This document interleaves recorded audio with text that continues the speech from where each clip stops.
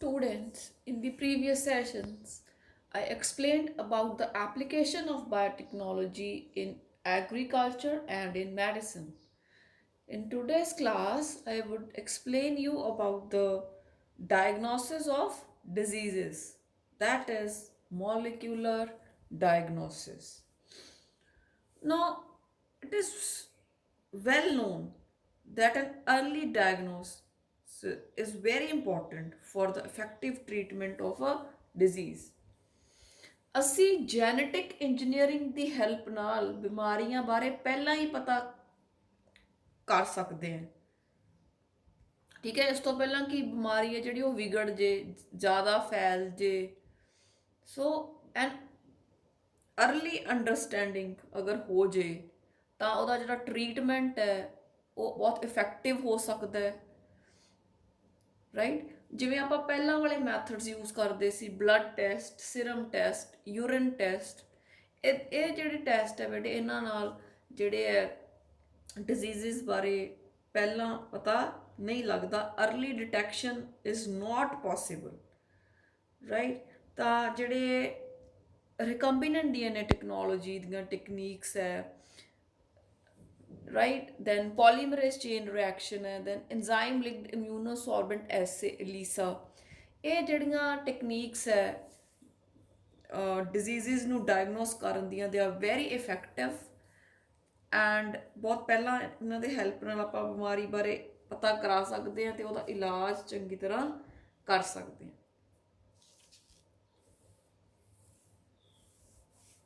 So I'm going to use the genes to diagnose whether there is a problem or there is no problem.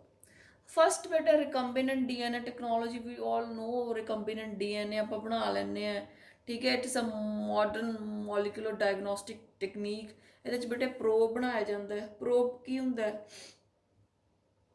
ਵੀ ਇੱਕ nylon sheet ਹੈ, ਉਹਦੇ ਤੇ ਆਪਾਂ single ਸਟ੍ਰੈਂਡਡ DNA ਚਿਪਕਾ ਤਾ, ਉਹਦੀ photograph ਆ ਜੂਗੀ, ਦੈਟ ਇਜ਼ ਵਾਟ ਇਜ਼, ਠੀਕ ਹੈ, ਪ੍ਰੋਬ। ਉਹ ਤੋਂ ਬਾਅਦ ਉਹਦੀ ਆਟੋ ਰੇਡੀਓਗ੍ਰਾਫੀ ਵਗੈਰਾ ਕਰਕੇ ਤਾਂ ਸੈਲਸ ਹੈ ਜਿਹੜੇ ਉਹ ਡਿਟੈਕਟ ਕੀਤੇ ਜਾ ਸਕਦੇ। We have done all these things, we have done about the molecular probes.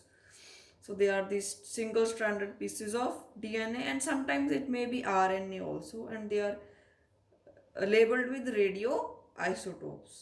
So many probes are available for many genetic disorders like muscular dystrophy, cystic fibrosis. ਤਾਂ ਬੇਟੇ ਇਹਦੇ ਵਿੱਚ ਜਿਹੜਾ ਹੈ ਡਿਫਰੈਂਟ ਜਿਹੜੀਆਂ ਟੈਕਨੀਕਸ ਲਗਾ ਕੇ, ਵੈਸਟਰਨ ਬਲੌਟਿੰਗ ਵਗੈਰਾ ਕਰਕੇ ਆਪਾਂ ਜਿਹੜਾ ਹੈ ਪ੍ਰੈਜ਼ੈਂਸ ਆਫ ਪੈਥੋਜਨ ਬੈਕਟੀਰੀਆ ਜਾਂ ਵਾਇਰਸਸ, ਠੀਕ ਹੈ, ਉਹ ਆਪਾਂ ਡਿਟੈਕਟ ਕਰ ਸਕਦੇ ਹਾਂ। ਹੁਣ ਬੇਟੇ ਜਦੋਂ ਆਪਾਂ ਡਿਟੈਕਟ ਕਰਾਂਗੇ ਉਦੋਂ ਤੱਕ ਤਾਂ number of pathogens is already high in the body, but ਇੱਕ ਹੋਰ ਟੈਕਨੀਕ ਹੈ ਜਿਸ ਦਾ ਨਾਮ ਹੈ ਪੋਲੀਮਰੇਜ਼ ਚੇਨ ਰਿਐਕਸ਼ਨ, ਠੀਕ ਹੈ। Very low count of bacteria ਔਰ ਵਾਇਰਸਿਸ, ਜਦੋਂ ਹਜੇ ਡਿਜ਼ੀਜ਼ ਦੇ ਸਿੰਪਟਮਸ ਵੀ ਬਾਹਰ ਨਹੀਂ ਆਏ, ਸਿੰਪਟਮਸ ਵੀ ਵਿਜ਼ੀਬਲ ਨਹੀਂ, ਉਸ ਸਮੇਂ ਵੀ ਬੈਕਟੀਰੀਆ ਤੇ ਵਾਇਰਸਿਸ ਡਿਟੈਕਟ ਕੀਤੇ ਜਾ ਸਕਦੇ ਹੈ, ਠੀਕ ਹੈ, ਬਾਏ ਯੂਜ਼ਿੰਗ PCR। ਜਦੋਂ ਤਾਂ ਉਹਨਾਂ ਦੀ ਗਿਣਤੀ ਆਪਣੀ ਬੋਡੀ 'ਚ ਵੱਧ ਗਈ ਉਦੋਂ ਤਾਂ ਆਪਾਂ ਡਿਟੈਕਟ ਕਰਾ ਹੀ ਸਕਦੇ ਹਾਂ using a probe and all that. But ਜਦੋਂ ਹਜੇ ਆਪਾਂ ਨੂੰ ਕੋਈ ਸਿੰਪਟਮਸ ਵੀ ਨਹੀਂ, ਉਦੋਂ ਵੀ ਜੇ ਆਪਾਂ PCR ਵਗੈਰਾ ਹੁੰਦਾ ਤਾਂ ਆਪਾਂ ਜਿਹੜਾ ਹੈ very low amount of DNA ਨੂੰ ਵੀ ਡਿਟੈਕਟ ਕਰ ਸਕਦੇ। And PCR is usually used to detect HIV in suspected AIDS patients। ਜਿਹੜੇ ਪੇਸ਼ੈਂਟਸ ਨੂੰ ਲੱਗਦਾ ਵੀ ਇਹਨਾਂ ਨੂੰ ਏਡਸ ਹੋਊਗੀ, ਉਹਨਾਂ 'ਚ PCR ਕਰਾ ਕੇ ਤੇ PCR ਕੀ ਐਂਪਲੀਫਿਕੇਸ਼ਨ ਹੋ ਜਾਂਦੀ ਹੈ ਜਿਹੜਾ ਆਪਾਂ ਨੂੰ ਚਾਹੀਦਾ, ਠੀਕ ਹੈ। It is used to detect mutations in genes in the cancer patients, and it is a technique to identify many genetic disorders. So this is the polymerase chain reaction.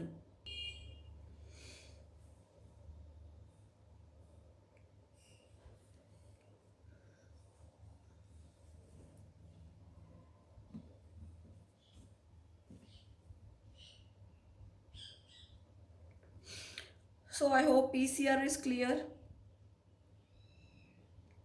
ਜਦੋਂ ਬਹੁਤ ਜਿਹੜੀ ਹੈ ਲੋ ਕਾਊਂਟ ਆਫ ਬੈਕਟੀਰੀਆ ਜਾਂ ਵਾਇਰਸਿਸ ਪਏ ਹੈ, ਉਦੋਂ ਹੀ ਆਪਾਂ ਉਹਨਾਂ ਨੂੰ ਬੋਡੀ ਦੇ ਵਿੱਚ ਡਿਟੈਕਟ ਕਰ ਸਕਦੇ। Third is the ELISA, very important, enzyme linked immunosorbent assay। ਠੀਕ ਹੈ, ਏਡਸ ਨੂੰ ਡਿਟੈਕਟ ਕਰਨ ਲਈ ਬੇਟੇ ਜਿਹੜਾ ELISA ਹੈ ਉਹ ਯੂਜ਼ ਕੀਤਾ ਜਾਂਦਾ। PCR ਤਾਂ ਹੁਣ ਨਵੀਂ ਟੈਕਨੋਲੋਜੀ ਹੈ, ELISA ਉਸ ਤੋਂ ਪਹਿਲਾਂ ਯੂਜ਼ ਕੀਤਾ ਜਾਂਦਾ ਸੀ, ਹੁਣ ਵੀ ਕੀਤਾ ਜਾਂਦਾ ਹੈ, but latest is the PCR। ELISA is based on the principle of antigen antibody interaction। ਹੁਣ ਆਪਾਂ ਹਿਊਮਨ ਹੈਲਥ ਐਂਡ ਡਿਜ਼ੀਜ਼ ਦੇ ਵਿੱਚ ਇਹ ਪੜ੍ਹ ਚੁੱਕੇ ਹਾਂ ਕਿ ਜਦੋਂ ਕੋਈ ਐਂਟੀਜਨ ਅਟੈਕ ਕਰੂਗਾ ਉਹਦੇ ਅਗੇਂਸਟ ਇੱਕ ਸਪੈਸੀਫਿਕ ਐਂਟੀਬੋਡੀ ਹੈ ਜਿਹੜੀ ਉਹ ਆਪਣੀ ਬੋਡੀ ਪ੍ਰੋਡਿਊਸ ਕਰੂਗੀ ਉਹਨੂੰ ਖਤਮ ਕਰਨ ਲਈ। ਤਾਂ ਇਹਦੇ ਵਿੱਚ ਵੀ ਬੇਟੇ ਸੇਮ ਹੀ ਹੈ। Suppose there is a person who has AIDS, ਠੀਕ ਹੈ, ਉਹਦਾ ਬਲੱਡ ਸੈਂਪਲ ਲਿਆ ਤੇ ਉਹਦੇ ਬਲੱਡ ਸੈਂਪਲ ਦੇ ਵਿੱਚ ਬੇਟੇ ਐਂਟੀਜਨਸ ਹੋਣਗੇ ਕਿਉਂਕਿ ਉਹਦੇ ਵਿੱਚ ਬਿਮਾਰੀ ਆ ਚੁੱਕੀ ਹੈ, ਉਹ ਇਨਫੈਕਟਡ ਹੋ ਚੁੱਕਿਆ ਹੈ। ਜਦੋਂ ਆਪਾਂ ਹੁਣ ਮੈਨੂੰ ਪਤਾ ਹੈ ਵੀ ਜਦੋਂ ਮੈਂ ਮਤਲਬ ਮੈਂ ਲੈਬ 'ਚ ਇੱਕ ਕੋਈ ਬੰਦਾ ਲੈਬ 'ਚ ਕੰਮ ਕਰ ਰਿਹਾ, ਉਹਨੂੰ ਸਾਰੀ ਜਾਣਕਾਰੀ ਹੈ, ਜਿਹਨੇ ਮੈਡੀਸਿਨ ਬਾਰੇ ਪੜ੍ਹਿਆ, ਜਿਹਨੇ ਐਂਟੀਜਨ ਐਂਟੀਬੋਡੀਜ਼ ਬਾਰੇ ਪੜ੍ਹਿਆ ਹੈ, ਤਾਂ ਉਹਨੂੰ ਪਤਾ ਹੈ ਕਿ ਏਡਸ ਦੇ ਐਂਟੀਬੋਡੀਜ਼ ਕਿਹੋ ਜਿਹੇ ਹੋਣਗੇ। ਫਿਰ ਬੇਟੇ ਉਹ ਕੀ ਕਰਦੇ ਆ, ਬੰਦੇ ਦਾ ਸੈਂਪਲ ਲੈਂਦੇ ਆ, ਬਲੱਡ ਦੇ ਸੈਂਪਲ ਦੇ ਵਿੱਚ ਐਂਟੀਜਨਸ ਹੁੰਦੇ ਆ ਤੇ ਉਹ ਏਡਸ ਵਾਲੇ ਐਂਟੀਬੋਡੀਜ਼ ਆਰਟੀਫਿਸ਼ਲੀ ਜਿਹੜੇ ਬਣਾਏ ਹੁੰਦੇ ਆ ਉਹ ਪਾ ਦਿੰਦੇ ਆ। ਤਾਂ ਜਦੋਂ ਐਂਟੀਜਨ ਖੂਨ ਦੇ ਵਿੱਚ ਹੈਗਾ ਤਾਂ ਉਹ ਐਂਟੀਬੋਡੀਜ਼ ਜਾ ਕੇ ਉਹਦੇ ਨਾਲ ਰਿਐਕਸ਼ਨ ਹੋ ਜਾਊਗਾ। ਠੀਕ ਹੈ, this reaction of antigen and antibody is called as agglutination। agglutination, ਠੀਕ ਹੈ। ਤੇ ਫਿਰ ਬੇਟੇ ਉਹਦੇ ਵਿੱਚ ਜਿਹੜਾ ਹੈ ਕਲਰ ਚੇਂਜ ਜਿਹੜਾ ਹੈ ਉਹ ਹੋ ਜਾਂਦਾ ਹੈ।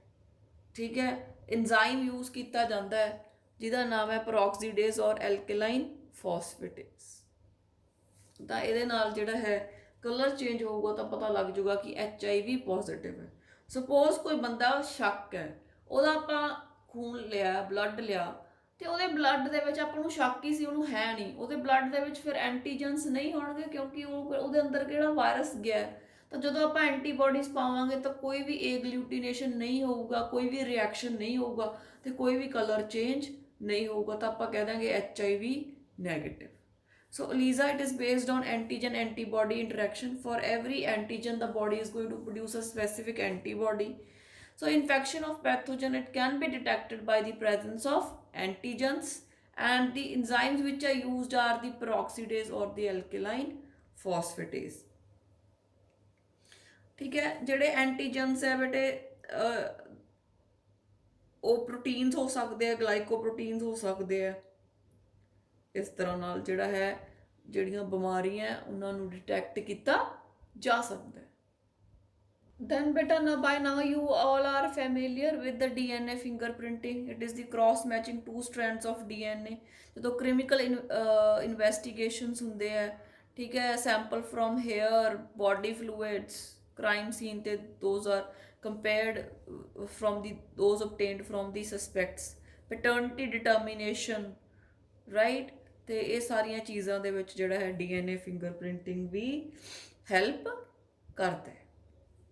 Next we have the transgenic animals. Transgenic animals ਕਿਹੜੇ ਹੁੰਦੇ ਆ? ਦ ਐਨੀਮਲਸ ਵਿਚ ਕੈਰੀ ਫੋਰਨ ਜੀਨਸ, ਜਿਨ੍ਹਾਂ ਐਨੀਮਲਸ ਦੇ ਵਿੱਚ ਆਪਾਂ ਫੋਰਨ ਜੀਨ ਪਾਤਾ, ਜੀਨ ਆਫ ਇੰਟਰਸਟ ਪਾਤਾ, ਠੀਕ ਹੈ, they are called as transgenic animals. ਤਾਂ ਬੇਟੇ ਬਹੁਤ ਸਾਰੇ ਟਰਾਂਸਜੈਨਿਕ ਐਨੀਮਲਸ ਅੱਜ ਕੱਲ੍ਹ ਯੂਜ਼ ਕੀਤੇ ਜਾਂਦੇ ਆ। ਰੈਟਸ, ਪਿਗਸ, ਰੈਬਿਟਸ, ਸ਼ੀਪਸ, ਕਾਊ, ਫਿਸ਼, ਠੀਕ ਹੈ, ਬਹੁਤ ਸਾਰੇ ਟਰਾਂਸਜੈਨਿਕ ਐਨੀਮਲਸ ਪ੍ਰੋਡਿਊਸ ਕੀਤੇ ਜਾਂਦੇ ਆ। ਕੋਈ ਜੀਨ ਆਫ ਇੰਟਰਸਟ ਇਹਨਾਂ ਦੇ ਵਿੱਚ ਇਨਸਰਟ ਕਰ ਦਿੱਤਾ ਜਾਂਦਾ ਹੈ। ਤੇ ਸਭ ਤੋਂ ਵੱਧ ਜਿਹੜਾ ਹੈ ਯੂਜ਼ ਕੀਤਾ ਜਾਂਦਾ ਉਹ ਮਾਈਸ, ਚੂਹੇ ਬੇਟੇ। ਚੂਹਿਆਂ ਨੂੰ ਜਿੰਨੀਆਂ ਵੀ ਪ੍ਰੋਬਲਮਸ ਹੈ, ਬਿਮਾਰੀਆਂ ਡਿਟੈਕਟ ਕਰਨ ਲਈ ਪਹਿਲਾਂ ਆਪਾਂ ਚੂਹਿਆਂ ਦੀ ਵਰਤੋਂ ਹੀ ਕੀਤੀ ਜਾਂਦੀ ਹੈ। So mouse is the most preferred mammal ठीक है, for studies of gene transfer, क्योंकि बेटे इन्हों दे जिहड़ा है जेस्टेशन पीरियड शॉर्ट है, शॉर्ट जनरेशन टाइम है, बहुत सारे ऑफ स्प्रिंग्स पैदा कर सकते हैं। ठीक है, इस करके ਜਿਹੜੇ ਮਾਊਸ ਹੈ ਉਹਨਾਂ ਨੂੰ ਯੂਜ਼ ਕੀਤਾ ਜਾਂਦਾ ਹੈ। ਤੇ ਰੈਟਸ ਤੇ ਰੈਬਿਟਸ ਵੀ ਕਰ ਲੈਂਦੇ ਆ, ਪਰ mainly mice are used for the gene transfer. ਉਸ ਤੋਂ ਬਾਅਦ ਹੁਣ ਬੇਟੇ ਆਪਾਂ ਡਿਸਕਸ ਕਰਨਾ ਹੈ ਇੱਥੇ ਕਿ ਆਪਾਂ ਕਿਵੇਂ ਕਿਸੇ ਐਨੀਮਲ ਨੂੰ ਆਪਾਂ ਟਰਾਂਸਜੈਨਿਕ ਬਣਾ ਸਕਦੇ ਹਾਂ, ਕਿਵੇਂ ਪ੍ਰੋਡਿਊਸ ਕਰ ਸਕਦੇ ਹਾਂ। ਪਹਿਲਾਂ ਸਭ ਤੋਂ ਪਹਿਲਾਂ ਬੇਟੇ ਆਪਾਂ ਨੂੰ ਜਿਹੜਾ ਜੀਨ ਆਪਾਂ ਉਸ ਦੇ ਵਿੱਚ ਪਾਉਣਾ, ਸਪੋਜ਼ ਮੈਂ ਚਾਹਣੀ ਹੈ ਕਿ ਜਿਹੜਾ ਜਿਹੜਾ ਕੋਈ ਸ਼ੀਪ ਹੈ ਉਹ ਜ਼ਿਆਦਾ ਵੂਲ ਪ੍ਰੋਡਿਊਸ ਕਰਾਵੇ, ਤਾਂ ਮੈਂ ਪਹਿਲਾਂ ਇਹੋ ਜਿਹਾ ਜੀਨ ਲੱਭੂੰਗੀ ਜਿਹੜਾ ਜੀਨ ਮੈਂ ਸ਼ੀਪ ਦੇ ਵਿੱਚ ਇਨਸਰਟ ਕਰ ਦਿਆਂ ਤੇ ਉਹਦੇ ਜਿਹੜੀ ਜ਼ਿਆਦਾ ਵੂਲ ਆਵੇ। ठीक है, वो जीन मैं कढ़ लिया, फिर बेटे उस मैं कोई वैक्टर लभूंगी। ठीक है, जिहड़ा उहदी जिहड़ी है लै जे जीन ऑफ इंटरस्ट, या फिर डायरैक्ट मैथड्स की हैल्प लवांगे। फिर बेटे वो जिहड़ा डिजायर्ड जीन है तो वैक्टर है उन्होंने वैक्टर दे विच इंसर्ट कर देंगे with the help of ligases. फिर उस तो बाद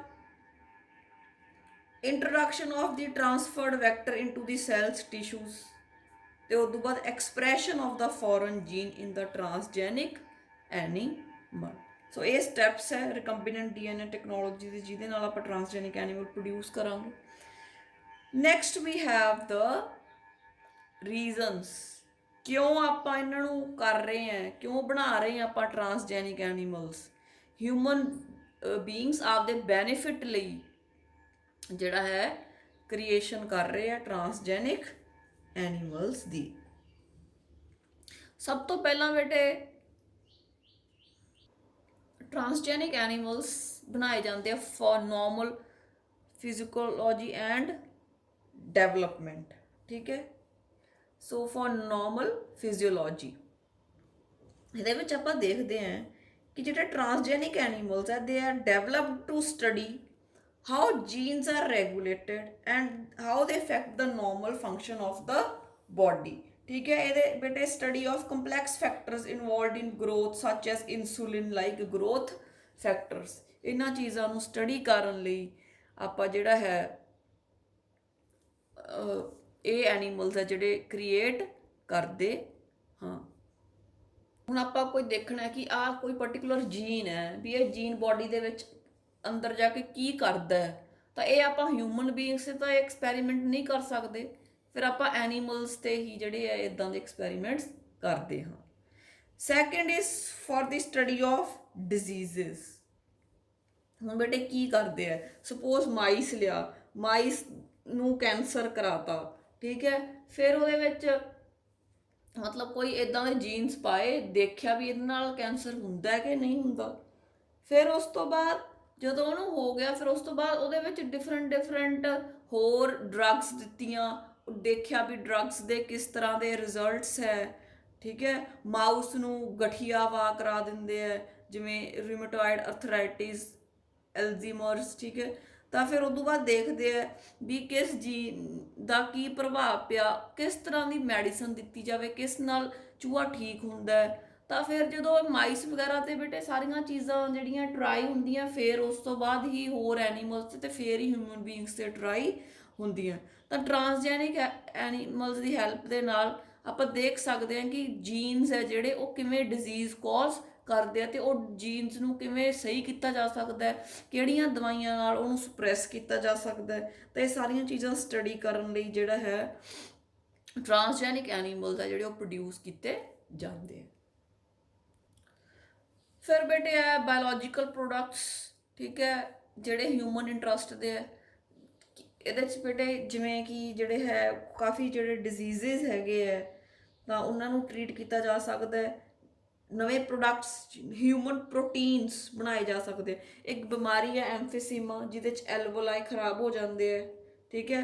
ਤਾਂ ਉਹਦੇ ਲਈ ਬੇਟੇ ਅਲਫਾ 1 ਐਂਟੀਟ੍ਰਿਪਸਿਨ, ਅਲਫਾ 1 ਐਂਟੀਟ੍ਰਿਪਸਿਨ ਪ੍ਰੋਟੀਨ ਹੈ ਜਿਹੜਾ ਬਣਾਇਆ ਵਿਚ ਵਿਚ ਹੈਲਪਸ ਅਸ ਟੂ ਟ੍ਰੀਟ ਐਮਫੀਸੀਮਾ। ਉਸ ਤੋਂ ਬਾਅਦ ਬੇਟੇ ਇੱਕ ਟਰਾਂਸਜੈਨਿਕ ਕਾਓ ਹੈ ਜਿਹਦਾ ਨਾਮ ਹੈ ਰੋਜ਼ੀ।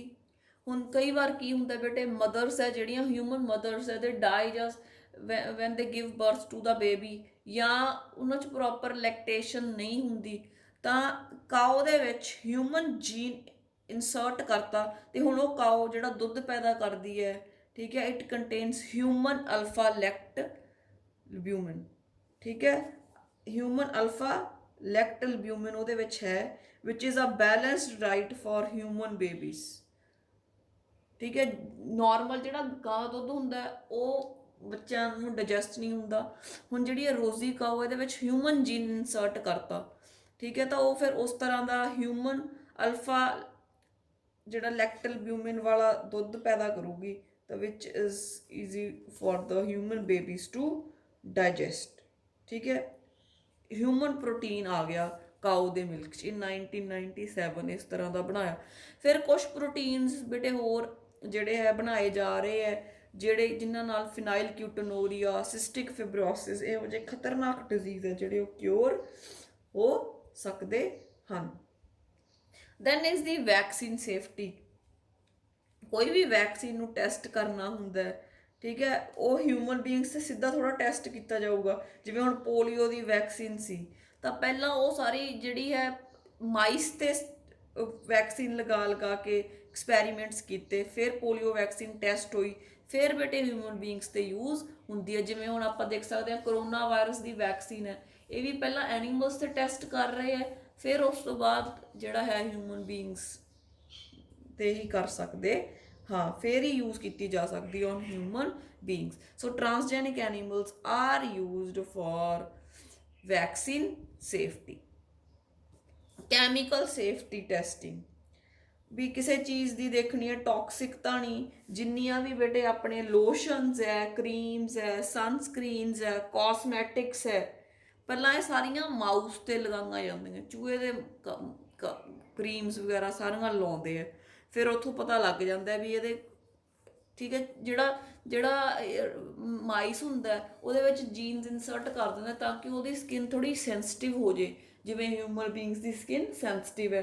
ਫਿਰ ਟਰਾਈ ਕਰਦੇ ਆ ਕਿ ਆਹ ਵਾਲੀ ਜਿਹੜੀ ਲੋਸ਼ਨ ਹੈ, ਕਰੀਮ ਹੈ, ਇਹ ਕਿਸ ਤਰ੍ਹਾਂ ਦੇ ਰਿਜ਼ਲਟਸ ਦਿੰਦੀ ਹੈ ਮਾਊਸ 'ਤੇ, ਉਦੋਂ ਬਾਅਦ ਹੀ ਉਹ ਐਨੀਮਲਸ ਸੌਰੀ ਹਿਊਮਨ ਬੀਇੰਗਸ ਲਈ ਇੰਪਲੀਮੈਂਟ ਕੀਤੀ ਜਾ ਸਕਦੀ ਹੈ, ਠੀਕ ਹੈ। So this is what is chemical safety testing. Next students we come to the ethical issues. ਹੁਣ ਐਥਿਕਸ ਕੀ ਹੈ, ਠੀਕ ਹੈ, ਮਤਲਬ ਰੂਲਸ ਆਫ ਕੰਡਕਟ, ਠੀਕ ਹੈ, ਜਿਹਦੇ 'ਚ ਆਪਾਂ ਨੂੰ ਪਤਾ ਹੋਵੇ ਵੀ ਆਪਾਂ ਕੀ ਕਰਨਾ ਹੈ, ਕੀ ਨਹੀਂ ਕਰਨਾ, ਕਿਹੜੀ ਚੀਜ਼ ਕਾਨੂੰਨੀ ਹੈ ਤੇ ਕਿਹੜੀ ਗੈਰ ਕਾਨੂੰਨੀ ਹੈ। ਹੁਣ ਬੇਟੇ ਆਪਾਂ ਇਹ ਤਾਂ ਹੈ ਨਹੀਂ ਕਿ ਆਪਾਂ ਹਿਊਮਨ ਕਲੋਨਸ ਬਣਾ ਲਈਏ, ਰਾਈਟ, ਸੋ ਗੈਰ ਕਾਨੂੰਨੀ ਹੋ ਜਾਊਗਾ। ਸੋ ਇਹ ਸਾਰੀਆਂ ਚੀਜ਼ਾਂ ਜਿਹੜੀਆਂ ਹੈ ਜਿਹਦੇ ਵਿੱਚ ਆਪਾਂ ਨੂੰ ਪਤਾ ਲੱਗਦਾ ਹੈ ਕਿ ਕਿਹੜੀ ਚੀਜ਼ ਰੂਲਸ ਦੇ ਬਾਹਰ ਹੈ ਤੇ ਕਿਹੜੀ ਚੀਜ਼ ਰੂਲਸ ਦੇ ਅੰਦਰ ਹੈ ਤੇ ਕਿਹੜੀ ਚੀਜ਼ ਰੂਲਸ ਤੋਂ ਬਾਹਰ ਹੈ, we call it as ethics. ਤੇ ਬਾਇਓ ਐਥਿਕਸ ਕੀ ਹੋ ਗਿਆ, rules of conduct that may be use to regulate our activities in relation to biological world, ਠੀਕ ਹੈ, ਵੀ ਆਪਾਂ ਐਨੀਮਲਸ ਦੀ ਕਿਸ ਹੱਦ ਤੱਕ ਯੂਜ਼ ਕਰ ਸਕਦੇ ਹਾਂ, ਹਿਊਮਨ ਬੀਇੰਗਸ ਦੇ ਕਲੋਨਸ ਨਹੀਂ ਪੈਦਾ ਕਰ ਸਕਦੇ। All of these are considered as ethical issues. Introduction of ਜਿਹੜਾ ਹੈ transgene from one species to another species violates the integrity of species, ਠੀਕ ਹੈ, ਇੱਕ ਸਪੀਸ਼ੀ ਨੂੰ ਜਿਹੜੀ ਕੁਦਰਤ ਨੇ ਬਣਾਈ ਹੈ ਉਹਨੂੰ ਆਪਾਂ ਬਦਲ ਦੇਣਾ, right, transfer of human jeans into animals, ਇਹ ਸਾਰੀਆਂ ਚੀਜ਼ਾਂ ਜਿਹੜੀਆਂ, ਤਾਂ ਇਹਨਾਂ ਚੀਜ਼ਾਂ ਨੂੰ ਕੰਟਰੋਲ ਕਰਨ ਲਈ Indian government has set up N organisation known as GEAC, Genetic Engineering Approval Committee, which makes decision regarding the validity of the genetically modified research and the safety of introducing genetically modified organisms for public services। ਇਹ ਨਹੀਂ ਵੀ ਕਿਸੇ ਨੇ ਠੀਕ ਹੈ jeans ਕੱਢ ਕੇ ਆਪਦਾ animal ਬਣਾ ਕੇ ਤੇ ਉਹਨੂੰ ਦੇਤਾ ਪਬਲਿਕ ਚ। ਇਹ ਨਹੀਂ, ਉਹ ਪਹਿਲਾਂ ਅਪਰੂਵਲ ਲੈਣਾ ਪਊਗਾ, ਇਹ ਕਮੇਟੀ ਦੇਖੂਗੀ ਕਿ ਕਿਸ ਤਰ੍ਹਾਂ ਦਾ ਹੈ, ਤਾਂ ਉਸ ਤੋਂ ਬਾਅਦ ਜਿਹੜਾ ਹੈ ਪਬਲਿਕ ਸਰਵਿਸਿਜ਼ ਦੇ ਲਈ ਉਹ ਆਉਂਦਾ ਹੈ। ਤਾਂ ਇਸ ਕਮੇਟੀ ਦਾ ਨਾਮ ਹੈ GEAC, genetic engineering approval committee. ਫਿਰ ਬੇਟੇ ਜਦੋਂ ਕੋਈ ਕੋਈ ਆਦਮੀ ਜਾਂ ਕੋਈ ਜਿਹੜਾ ਹੈ ਇਕੱਠੇ ਹੋ ਕੇ ਯੂਨਿਟ ਕੋਈ ਕੋਈ ਨਵੀਂ ਚੀਜ਼ ਬਣਾਉਂਦਾ ਹੈ, ਜਿਹੜਾ ਇਨਵੈਂਟਰ ਹੁੰਦਾ ਉਹਨੂੰ ਸਰਕਾਰ ਤੋਂ ਲਾਇਸੈਂਸ ਲੈਣਾ ਪੈਂਦਾ ਕਿਸੇ ਚੀਜ਼ ਨੂੰ ਵੇਚਣ ਲਈ ਕਿ ਤੇ ਦੱਸਣ ਲਈ ਕਿ ਇਹ ਮੇਰੀ ਇਨਵੈਂਸ਼ਨ ਹੈ, ਇਹ ਚੀਜ਼ ਨੂੰ ਮੈਂ ਬਣਾਇਆ, ਇਜ਼ ਕਾਲਡ ਐਸ ਪੇਟੈਂਟ। ਫਿਰ ਕੋਈ ਵੀ ਉਸ ਚੀਜ਼ ਤੇ ਆਪਦਾ ਹੱਕ ਨਹੀਂ ਜਮਾ ਸਕਦਾ, ਠੀਕ ਹੈ। ਤਾਂ a patent is a right granted by a government to an inventor to prevent others from commercial use of his invention. ਜਿਹੜੀ ਇਨਵੈਂਸ਼ਨ ਉਹਨੇ ਬਣਾਈ ਹੈ ਬੰਦੇ ਨੇ, ਉਹਦੇ ਤੇ ਕੋਈ ਵੀ ਹੋਰ ਹੱਕ ਨਹੀਂ ਜਮਾ ਸਕਦਾ। This is called patent. ਤੇ ਜਦੋਂ ਕਿਸੇ ਬਾਇਓਲੋਜੀਕਲ ਪ੍ਰੋਡਕਟਸ ਲਈ, ਠੀਕ ਹੈ, ਜੇ ਮੰਨ ਲਓ ਕਿਸੇ ਨੇ ਸ਼ੀਪ ਟ੍ਰਾਂਸਜੈਨਿਕ ਸ਼ੀਪ ਬਣਾਈ ਹੈ ਤਾਂ ਉਹ ਪੇਟੈਂਟ ਲਊਗਾ, so that patent is called S bio patent. ਜਦੋਂ ਆਪਾਂ ਬਾਇਓਲੋਜੀਕਲ ਚੀਜ਼ਾਂ ਲਈ ਪੇਟੈਂਟ ਆਪਾਂ ਨੂੰ ਰਾਈਟ ਮਿਲਦੀ ਹੈ ਕਿ ਹਾਂਜੀ ਆਪਾਂ ਇਨਵੈਂਟ ਕੀਤੀ ਹੈ, so we call it as bio patent.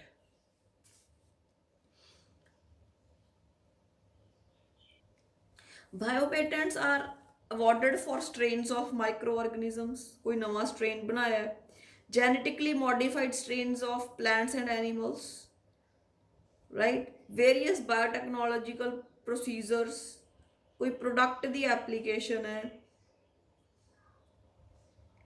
so these are the what is a biopatent। ਜਿਵੇਂ ਬੇਟੇ ਹੁਣ ਆਪਾਂ ਨੂੰ ਪਤਾ ਹੈ ਕਿ ਇੰਡੀਆ ਦੇ ਵਿੱਚ ਜਿਹੜੀ ਹਲਦੀ ਹੈ, ਠੀਕ ਹੈ, ਉਹ ਸਦੀਆਂ ਤੋਂ ਹੀ ਯੂਜ਼ ਕੀਤੀ ਜਾਂਦੀ ਹੈ ਫॉर ਵਾਊਂਡ ਹੀਲਿੰਗ, ਠੀਕ ਹੈ। ਕੋਈ ਜ਼ਖਮ ਹੋ ਗਿਆ ਆਪਾਂ ਦੁੱਧ 'ਚ ਪਾ ਕੇ ਹਲਦੀ ਪੀਂਦੇ ਹਾਂ, ਸਾਰਿਆਂ ਨੂੰ ਪਤਾ ਹੈ, ਐਵਰੀਵਨ ਨੋਜ਼ ਦਿਸ। ਬਟ ਕੀ ਹੋਇਆ,